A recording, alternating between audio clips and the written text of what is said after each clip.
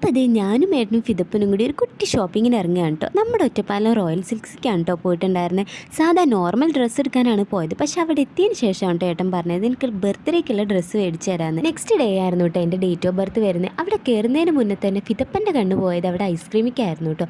അപ്പോൾ അതേ നമ്മൾ ഐസ്ക്രീമൊക്കെ കഴിച്ചിട്ടാണ് ഷോപ്പിംഗ് തുടങ്ങിയത്. ഫിദു സെലക്ട് ചെയ്യുന്നത് പെൺകുട്ടികളുടെ ഡ്രസ്സായിരുന്നു കേട്ടോ. അത് പിന്നെ അങ്ങനെയാണല്ലോ, പെൺകുട്ടികളുടെ ഡ്രസ്സിന് ഒരു പ്രത്യേക ഭംഗിയാണല്ലോ. ഞാൻ ഫസ്റ്റ് ടൈമാണ് കേട്ടോ റോയൽ സിൽക്സിൽ. ഒരുപാട് നല്ല വെറൈറ്റി കളക്ഷൻസ് ഉണ്ട്. ഞാൻ അധികം ചെറുപ്പശ്ശേരിയാണ് കേട്ടോ പോവാറ്. പക്ഷേ ഇനി നമ്മുടെ ഒറ്റപ്പാലം റോയൽ സിൽക്സിലും വരേണ്ട അവസ്ഥയാണ്. അത്രയും അടിപൊളി കളക്ഷൻസ് ഉണ്ട് കേട്ടോ. അങ്ങനത്തെ നമ്മുടെ ഷോപ്പിംഗ് ഒക്കെ കഴിഞ്ഞു.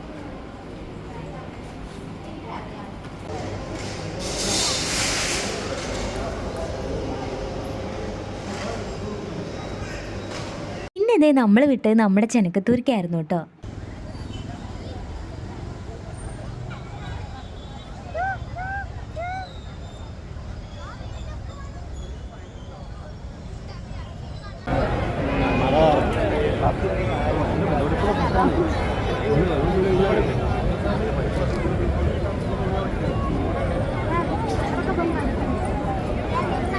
അവിടെ നിന്ന് എന്താ പ്രോഗ്രാം എന്നൊന്നും അറിയുന്നുണ്ടായിരുന്നില്ല. അവിടെ പോയതിന് ശേഷമാണ് കേട്ടോ അറിഞ്ഞിരുന്നത്. അന്ന് സ്റ്റീഫൻ ദേവസിയുടെ മ്യൂസിക് ഫ്യൂഷൻ ആയിരുന്നു. ടിക്കറ്റ് തിരക്കായിരുന്നു കേട്ടോ. എങ്ങനെയൊക്കെയോ ആണ് ഒന്ന് കാണാൻ പറ്റിയിട്ടുണ്ടായിരുന്നത്. എന്തായാലും അടിപൊളി പ്രോഗ്രാം ആയിരുന്നു. അവിടെ കുറച്ച് നേരം നിന്ന് പ്രോഗ്രാം ഒക്കെ കണ്ടതിന് ശേഷമാണ് കേട്ടോ നമ്മൾ പോന്നിട്ടുണ്ടായിരുന്നു. എനിക്കും ഫിദപ്പനും ചെറുതായിട്ട് വിശപ്പിൻ്റെ അസുഖം തുടങ്ങിയിട്ടുണ്ടായിരുന്നു. അങ്ങനെ നമ്മൾ കയറിയത് ഹോട്ടൽ ലെഗസിക്കായിരുന്നു കേട്ടോ. നല്ല അടിപൊളി ആംബിയൻസ് ആണ് കേട്ടോ അവിടെ.